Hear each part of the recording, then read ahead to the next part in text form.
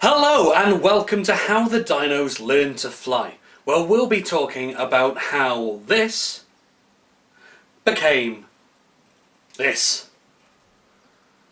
Modern birds, the last living dinosaurs. To understand this, we need to understand the mechanics of evolution. So, a bit of an explanation of evolution is that over time creatures change due to natural selection. The way that natural selection works is that we have thousands of little mutations in every generation. Most of them don't really mean anything in the grand scheme of things. But occasionally, one of these tiny mutations will give a very slight advantage to an animal in their environment. This means that they're more likely to survive and reproduce, which means that those mutations are passed on to their children. After a long time, these small mutations add up to make big differences.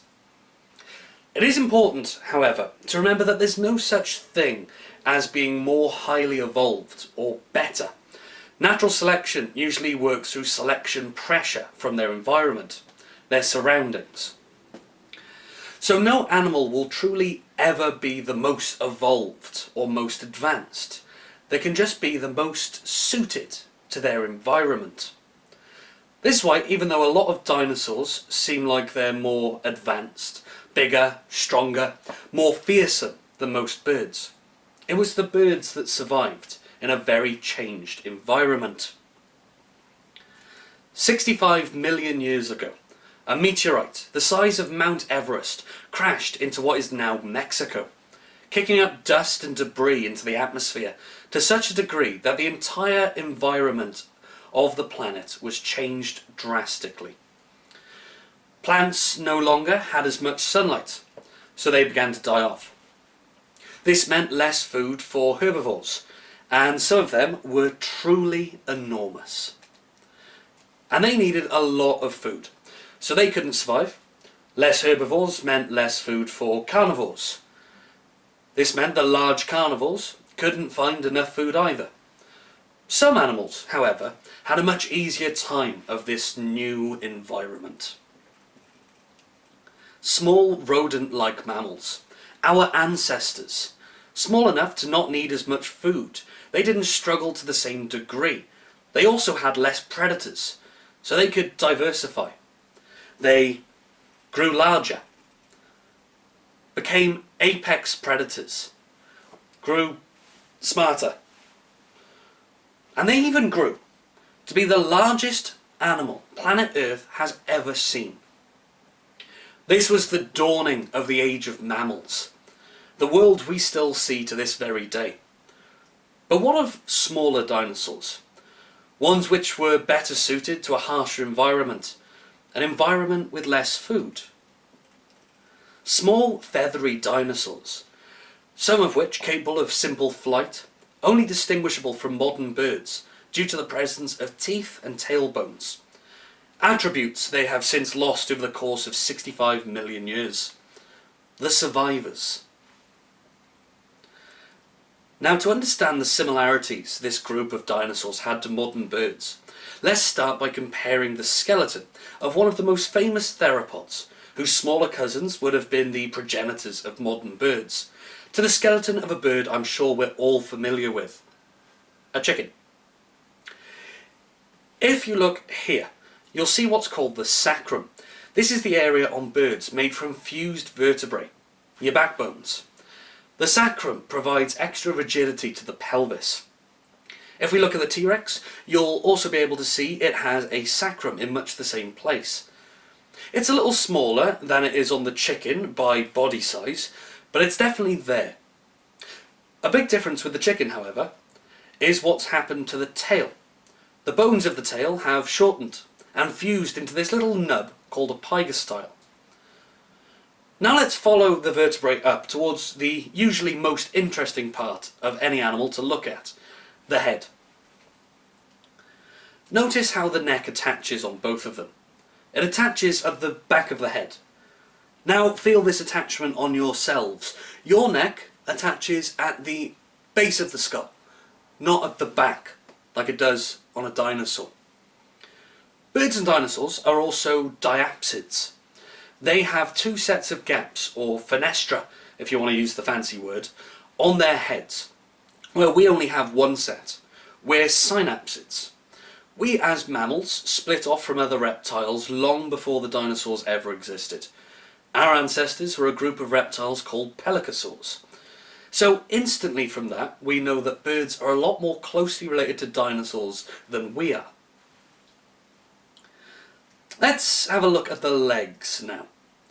Both of these animals are digitigrades. This means that they walk around on the balls of their feet with their heel up here, and are supported by their toes or digits, hence digitigrade.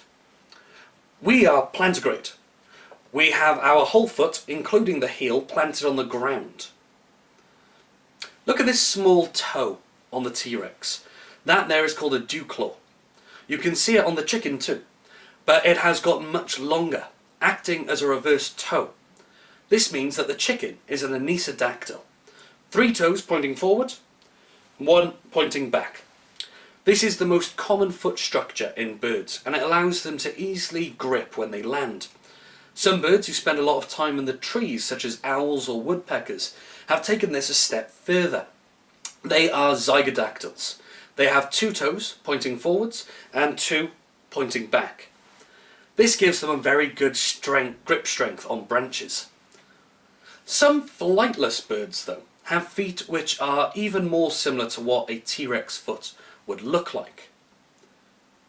This is an emu foot, and this structure is perfect for a large bird that can't fly and spends its time running.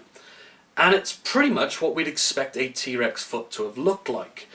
Even looking at this photo is like staring back into the Cretaceous. But now let's look towards the belly of the beast. You'll see that our Rex here seems to have a second pair of ribs, pointing in the opposite direction.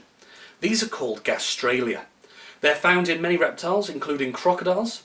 Their purpose is to protect all of those important organs in the abdomen and to support abdominal muscles. If we look at our chicken, however, you can see that it does look like there's an extra set of ribs going from the sternum and connecting to those standard ribs. Some evidence suggests that these sternal ribs are what happened to the Gastralia found in many theropods.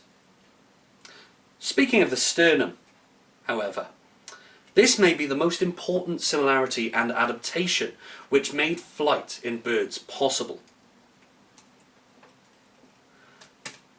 The sternum is the bone connecting the 2 halves of your rib cage. If we look here on Albert Spinstein, you can see that a mammalian sternum goes inwards, very different to what birds have. Birds have what's called a sternal keel. This gives them a lot more surface area for the attachment of pectoral muscles, the chest muscle, chicken breast. This means that they can flap their arms, or in this case wings, forward with a lot of force. That's what allows them to perform powered flight. I've got 2 models here, one of a mammal sternum and one of a bird sternum. As you can see, there's 1 elastic band on each side of this mammal sternum. That represents the pectoral muscles. If I draw the arms back and let go, the arms spring forward again. That was a human flapping their arms. Now let's try the same thing with this avian sternum. Once again, you can see the elastic bands representing the muscles, but this time there are many more of them, connecting right the way up the sternal keel, using as much of the available surface area as possible. Now if I draw the arms back and let go, they spring back forward to the front with a lot more force. This is why a bird flapping its arms gets into the air. Whenever I've tried with my puny mammalian sternum, I can flap as much as I want, but I never take off. I simply can't generate enough force for my body weight. Dinosaurs at this point did not have a full keel, however. You can see here the sternum of a T-Rex. It's in 2 halves forming a keel. These are called coracoids, but they're not yet fused. But this is the beginning of that keel. One of the main theories of what the selection pressure was for evolving a keeled sternum was for gripping prey. Now it's important to remember evolution does not have a plan. It doesn't think. So even though that structure is now used for flight, it's not like evolution decided to start working towards flight. If a structure evolves, it has to have a purpose, even when it's in its earliest stages. So in knowing that, let's think about the mechanics of it. Theropod dinosaurs could not pronate their wrists. They couldn't point them downwards. The structure of their arms made it impossible. The hands faced inwards, towards each other, despite what certain movies would have you believe. This is why those muscles in particular got so strong. In order to grip with their prey, it had to be in this motion, like an angry, hungry hug. It was this selection pressure towards a strong inward grip which likely caused the evolution of a keeled sternum, which in turn was instrumental in birds developing flight.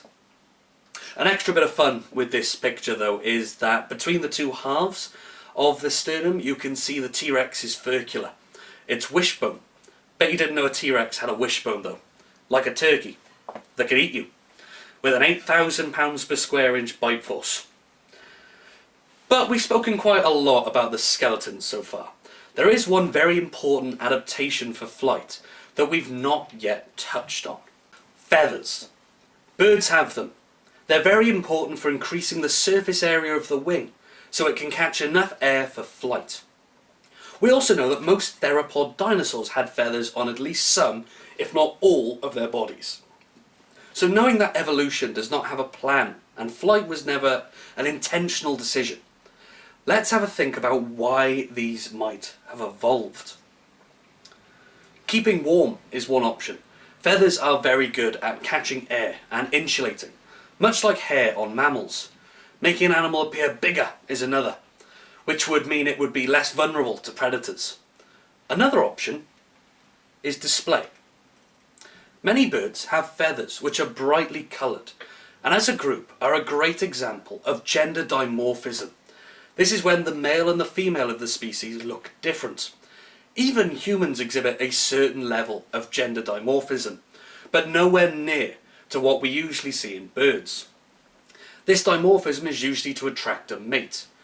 Particularly in birds, the males are often brightly coloured, with large plumage in order to impress females. Peacocks are actually one of the best examples of this. Here we have a picture of a peacock stood next to a peahen. A male stood next to a female. It's easy to see which is which. This comes back to the idea of selection pressure. If bright feathers are impressive, those individuals are more likely to reproduce and those genes to be passed on to the next generation, which means those small mutations, giving an advantage, add up, leading to a big and rather impressive difference. Some paleontologists believe that feathered dinosaurs may have had a certain amount of gender dimorphism in the coloration of their feathers. So many male theropods may have been quite brightly coloured. The late Cretaceous, the more derived animals, may have been a display of reds, blues and greens on these heavily feathered individuals. Though feathers of course didn't just happen fully formed, so let's have a look at how they evolved to the form we have them today. Feathers are derived scales, a mutation which caused them to get slightly longer and stand upwards from the skin. This caused them to catch air and allowed body heat to warm these air pockets. This led to a selection pressure of being able to stay warm. Eventually, what we had was long tubes, much like hair. Think about how when you're cold, your hair stands on end on your arms. This is the same mechanism. It's to catch and warm air in order to warm your skin.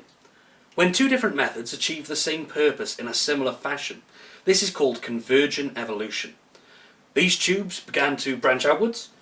This allowed them to have a greater surface area without having to anchor to more areas on the skin. These structures are called barbs and are almost tendril-like. The next step has caused a bit of difficulty in being completely sure about. Some evidence points to one option and some to another, though in reality the answer may be that both happened, and this is another case of convergent evolution, leading to the same end. Knowing that, let's cover both of them. These are called barbules. They are much like barbs we saw before, but now they have extra points sticking out from them to further increase their surface area and to catch more air. But those extra barbs become even more important later on, so we'll come back to that. This stage is referred to as a rachis. It involves the first tube widening and pulling the barbs upwards into a shape much more familiar to us as a feather. These two options then seem to converge into the point where these strands start to hook together.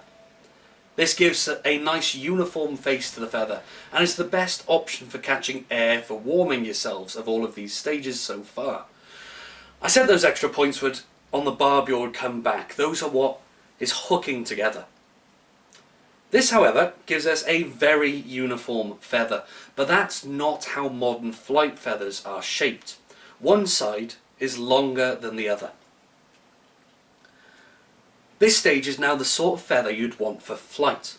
The shape of this feather allows it to use a concept in physics called the Bernoulli Effect. The Bernoulli Effect is one of the main concepts used in the design of aeroplanes, and this, in a very oversimplified way, is how it works. If I put this ping pong ball in the airstream of this hairdryer, it will float. At the moment, this is just that forces are in equilibrium. Gravity pulling down, air pressure pushing up, and neither are winning. That's simple enough. But if I point it at an angle, then that explanation doesn't work. This is now due to the Bernoulli effect, and thanks to the round edge of the ball. The rounded edge is splitting the air. Faster air is going over the top. As this air is moving quickly, it isn't providing much resistance. This is an area of low pressure. The slower air going underneath, this is of course doing the opposite and is creating an area of high pressure. In physics, high pressure moves towards low pressure. So this has caused something called lift, which is allowing the ball to remain in the air.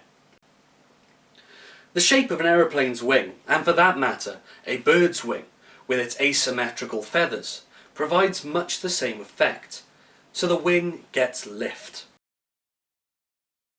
But how exactly did we get from warming, colourful feathers to full-blown flight? Well, there are two competing theories for that: trees down and ground up. Let's start by looking at trees down. The concept of this one goes that tree-dwelling dinosaurs were jumping from tree to tree. If they had the sort of feathers that meant they could glide, they could jump to even further trees. We see this behaviour in modern flying squirrels and sugar gliders. Another case of convergent evolution there. But with dinosaurs, they had a secret weapon: the keeled sternum, or at the very least the coracoids heading towards a keel. Those who were gliding could give a bit of a flap, allowing them to get a bit further. This has now given us that selection pressure. Those with the best feathers for flight and the strongest pectoral muscles connecting to the biggest sternums could get even further. This would eventually add up to powered flight. But we still need to look at the other option: ground up. The idea behind this one suggests that wing-assisted incline running is the method dinosaurs used to get into the air. The idea behind this is that ground-dwelling theropods would have an advantage running up steep hills if they were flapping their heavily feathered arms.